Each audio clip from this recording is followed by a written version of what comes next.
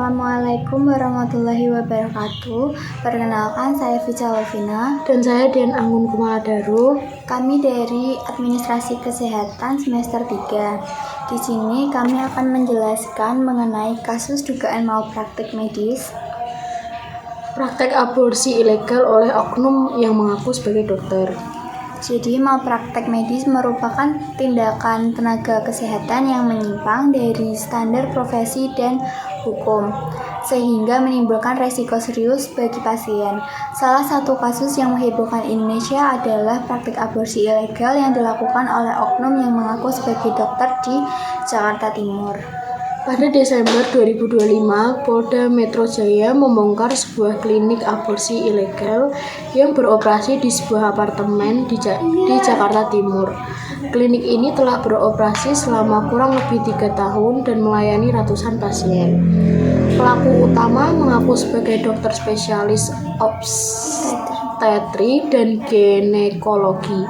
Namun setelah dilakukan penyelidikan, diketahui bahwa pelaku tidak memiliki pendidikan kedokteran maupun izin praktek resmi. Polisi mencatat sedikitnya 361 pasien telah menjalani tindakan aborsi di klinik ilegal tersebut. Prosedur dilakukan tanpa standar medis yang jelas dan tanpa pengawasan fasilitas kesehatan resmi. Praktik ini melibatkan beberapa orang termasuk asisten yang sudah tidak memiliki kompetensi medis. Tindakan tersebut jelas melanggar hukum dan membahayakan keselamatan pasien. Kasus ini dapat dikategorikan sebagai malpraktek medis berat karena beberapa alasan. Yang pertama, tindakan medis dilakukan oleh orang yang bukan tenaga kesehatan. Kedua, adanya izin praktek dan fasilitas kesehatan resmi. Ketiga, tindakan aborsi dilakukan tanpa indikasi medis yang dibenarkan oleh undang-undang. Hal ini melanggar standar profesi kedokteran, etik medis, serta hukum kesehatan di Indonesia. Menurut Undang-Undang Kesehatan di Indonesia, aborsi hanya diperbolehkan dalam kondisi tertentu dan harus dilakukan oleh tenaga medis berwenang di fasilitas kesehatan yang ditunjuk. Pelaku dalam kasus ini dijerat dengan pasal praktik kedokteran ilegal dan tindak pidana aborsi dengan ancaman hukuman penjara yang berat.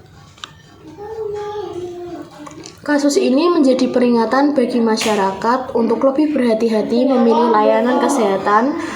Malpraktek medis tidak hanya melanggar hukum, tetapi juga ancaman nyawa bagi manusia.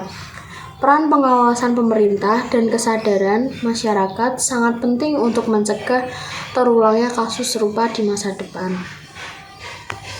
Sekian dari kami. Wassalamualaikum Waalaikumsalam warahmatullahi wabarakatuh.